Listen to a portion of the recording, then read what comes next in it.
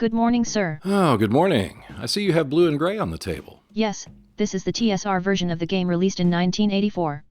It is essentially the same as the original SPI version from 1975.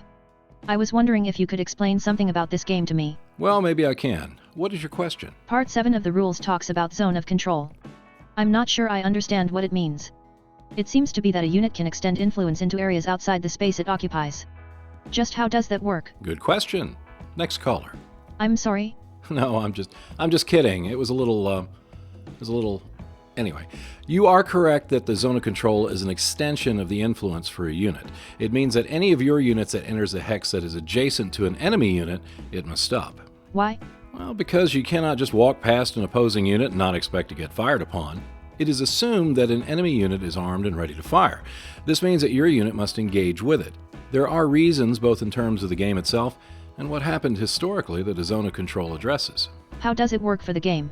Well, for one thing, it prevents units from moving to surround an enemy unit to prevent it to escape during combat. That would be an unrealistic tactic that didn't happen during the Civil War. Historically, both sides tended to line up and fire away at each other. They didn't try to maneuver while in range of the enemy, so that's why a zone of control exists in the game. Can a unit exit a zone of control? Only with advancement or retreat during combat, or if the opposing unit is eliminated. Once you enter a zone of control, you stay until forced out through combat one way or another. How do zones of control work in combat? Well, as you can see in this example, both Union and Confederate units are engaged. The Union player is on the offense, and he must attack all Confederate units, so they cannot concentrate their attack on the single Confederate unit at the front. However, if they had additional units to attack the two Confederate units on each side, then they could bring more forces to bear on the lead Confederate unit. In the rules, a zone of control does not extend through a river, bridge, creek, or ford hex. That is true.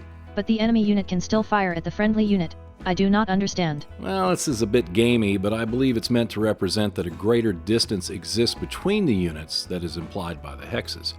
That enough distance exists that a unit may comfortably pass without having to stop and engage with an enemy unit.